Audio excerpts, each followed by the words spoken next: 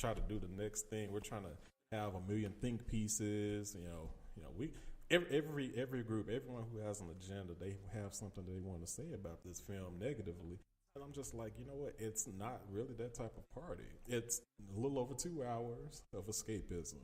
Enjoy it. There are some themes about it. Celebrate the fact that people who look like you are heavily involved in things that are positive. Whether it's technology, politics, honor, family, the things that we are often criticized for not having in our communities, celebrate that, because on a superficial level, that was what was shown. And I think you have to be able to appreciate that to appreciate the film. If you're going in with the mindset that I'm going to find something wrong with, or it didn't appeal to my particular, need or want or cause, whatever it may be, then you weren't really prepared to watch this movie. And honestly, you're not doing anything to help advance further films down the road. Because I'll just be honest with you. When we talk about support for films, we could have a whole show about positive black films that were never supported heavily, and you don't hear a peep from all of these different factions. But when there's a commercial success like Black Panther has been, I think a lot of times, they look at that as an opportunity. Hey, let me get my part in. Let me see if I can get my 2 cents in. Right. Let me see if I can, take some of the shine away from this. And I hate to say that, but a lot of that comes from our community, but a lot of it comes from haters in general. There's a lot of racist trolls that are out there. They're gonna do what they want to do. I'm not concerned about them. I'm more concerned about those that are in our community trying to put down a film that was obviously designed to be an uplifting experience for everybody. Yeah, and don't get me wrong too, and we don't want to make this too deep or analytical, because again, this is entertainment. But we high tipping, ho tipping, high step, ho tip. No, seriously, because I've read a lot of articles and heard podcasts of people, getting real deep into it. But yeah, we don't want to do that. We don't want to bore y'all or anything like that. But what we're saying is real life. This is probably one of the biggest films of our generation so far, of this magnitude, and hopefully this just sets the stage for more to come. Like I said, like you said too, I've never been a comic book reader, but I know there are some understated Marvel characters in these comics books who we haven't heard from. Maybe it's going to give them opportunity to shine and to show in feature films. But this definitely is a movie that just, without being biased, I can say that this is one of the best movies I've seen outside of a superhero genre, just a movie period. Absolutely. And so if you enjoy movies or entertainment, no matter if you have a historical context or you have a reference about this particular franchise, you're going to enjoy it. Definitely. Okay. Now, kind of going along the lines, you brought up some good points too about this stellar cast. From top to bottom, you got people like Chadwick Boseman, who spearheaded and took the lead. Michael B. Jordan, he killed it. He did he knocked it out the park. Mike, I've always been a fan of his, but this kind of took it to a new level. I think I've seen every movie he's made except Fantastic Four, because I heard that was just slaughter. Garbage. Okay, yeah, I ain't see it, but just go by everybody else said that. Yeah, is. Yeah, I left that one alone. Angela Bassett, Queen Mother, she was in there. There's no, if you created a role where Angela Bassett wore a trash bag and sat on she'd make it look good as hell. I'm telling you, anything she touches turns to gold. So that's the queen. She is, and I ain't just saying that because we got the same birthday, but she's everything. I'm still pissed that she wasn't recognized by, the Academy for her performances as Tina Turner or Rosa Parks. What's the chick from Waiting to Exhale? Bernadette. Bernadette. Yeah, Bernadette. Okay, yeah. So she has a catalog you can choose from, but she gave it all. She did it. So this cast, top to bottom, was just amazing. So I'm gonna ask you this: who's your favorite character out of all of them?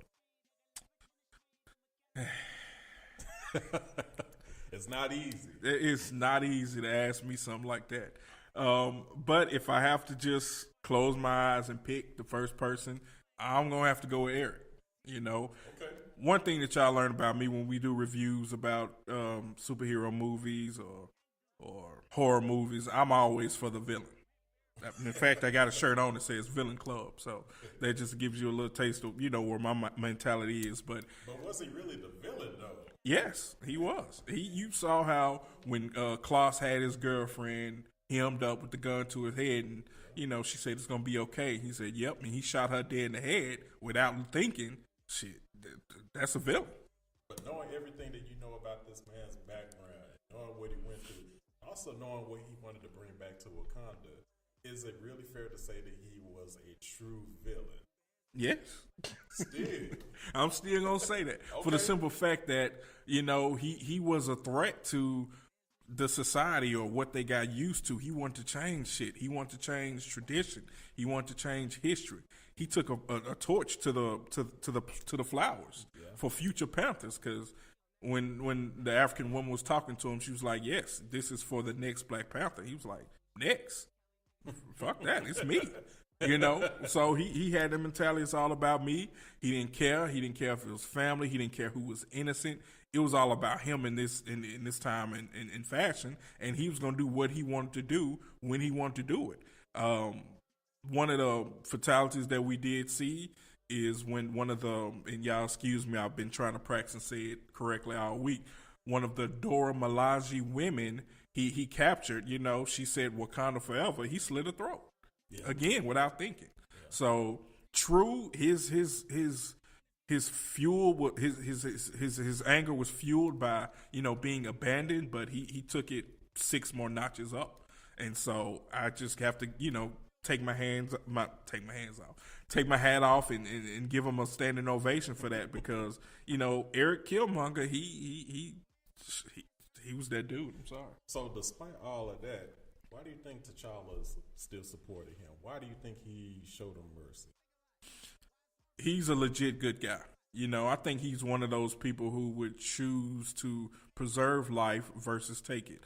Case in point, when, he fought in the first couple of scenes to take stake in his throne, the rules were simple. You have a pathway to the throne either by death or your opponent, you got it. And so he could have choked out M'Baku, played by Winston Duke. Thank you. Yeah, it slipped my mind for a moment. So you said he choked him out or whatever, and he eventually tapped and went back, because one of the things he said was, "Your people need you." So he's one of those heroes or people in general who's gonna do what's necessary, but only when necessary. He don't want to seek out and fight just for fight. Versus Eric Killmonger. He can fight because it's just Tuesday and it's sunny. I don't think it takes much to get him pissed off and ready to go. But, T'Challa, he wanted to take the more silver route, and that's what he did. Do you think that the character of Killmonger can be redeemed? Yes. Talk to me on that. It's not as easy as it seems, but I felt like he could be redeemed, because I think deep down, if you look at his intentions, I think his intentions were pure. Now, his methods were screwed up. I will say that. Mm-hmm. Him, indiscriminately killing and doing the things that he did, I think those were wrong.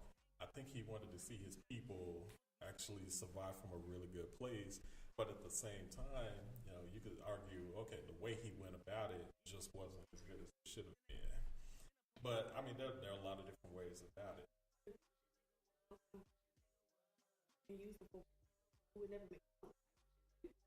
Well, I'll tell you what. So, just to get a little bit of perspective about this, we want to talk to Elle about it, because she's actually somebody who's really versed in the comic book world, and she's been itching to talk about this, y'all. So she's one of our production managers too. Absolutely. So, Elle, kind of talk to us about this a little bit. You were kind of getting into a point about Killmonger, so just kind of talk about what you mean on that, and also just kind of like give us a little bit more detail about his character in general.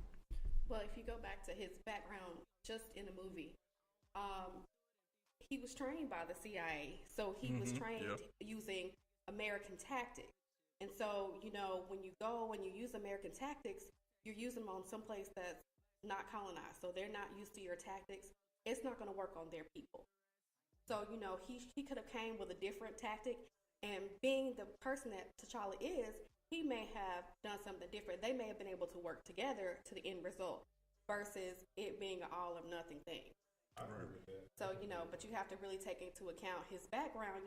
He was a part of Black Ops. He was also intelligent beyond measure. He went to MIT, so graduated at 19. He had a lot working for him, but he just didn't use it in the right way. He was so hell-bent on that portion of revenge, to meet his goal, that he could have taken several different routes and spared a lot of death and destruction. So do you think he was a lost cause from the very beginning? I think he was a lost cause because he had those feelings of abandonment. Had T'Chaka, done the right thing in the beginning, I think this would have been a totally different story and you could have avoided all of that together. But he didn't do the right thing. And so, that just fueled his fire. So at that point, he's blazing. I don't think he would have been able to come down, to a reasonable level because he's lived his whole life just waiting, as he said, for that one moment. Mm-hmm.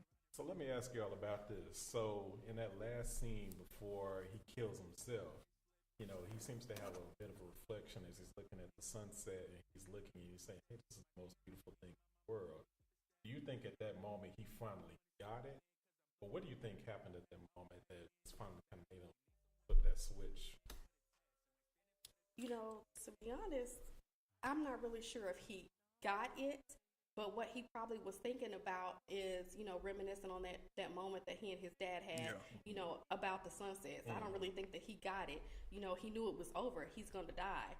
So, at that point, his cause is dead. But, he took that last breath to kind of realize and think on what was given to him by his dad. But knowing that T'Challa wanted to show him grace and actually give him an out, why did Killmonger decide to go ahead and end it? Why do you?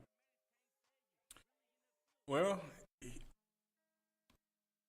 and this is just my opinion. I'm not speculating. I haven't read anything or, I said, bro, you're not going for a master's, man. You spilling it.